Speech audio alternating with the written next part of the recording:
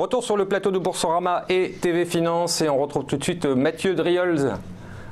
Mathieu, ça Bonjour. Oui. Ça va depuis tout à l'heure? Ça va très bien. Bon allez, les market movers.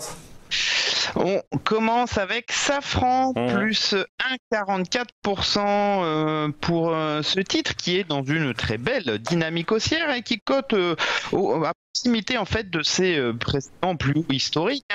Petite consolidation depuis 3 jours et la tendance semble redémarrer à l'approche de la zone support des 100,98,54 €. Prochaine résistance dans cette dynamique haussière, 105,60 avant 114,94.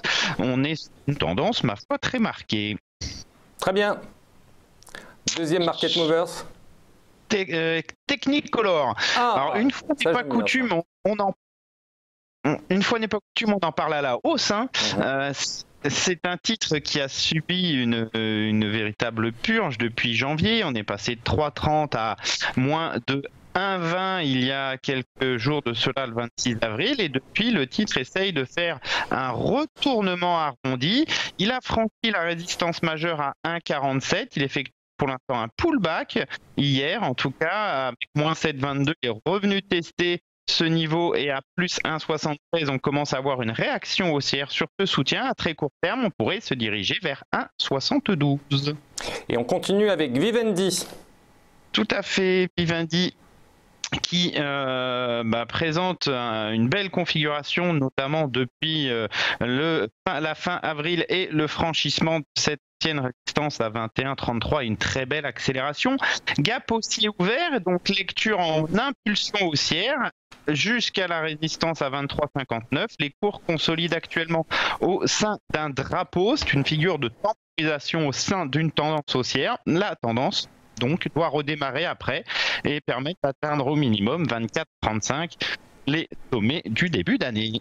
On continue avec Eramet. Alors cette fois-ci, c'est plutôt en consolidation à la baisse, moins 2,80 pour ce titre qui revient encore une fois chercher son support majeur à 150,40. Ça fait quand même de nombreux tests ces dernières semaines de ce niveau qui ne doit pas être enfoncé si on peut conserver une lecture en direction des résistances 2011 à 169,18 et 187,60. Donc attention à la clôture de ce soir. Mathieu, on termine très vite maintenant avec De Richebourg.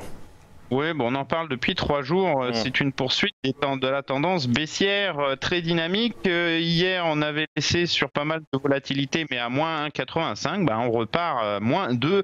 Encore aujourd'hui, on travaille 5,64. Ce niveau, vous le voyez ici, de début juin, la rupture en clôture valide une poursuite de la chute vers 4,76. C'est plutôt ça qu'il faut privilégier, malheureusement. Mathieu, merci beaucoup et très bon week-end à vous.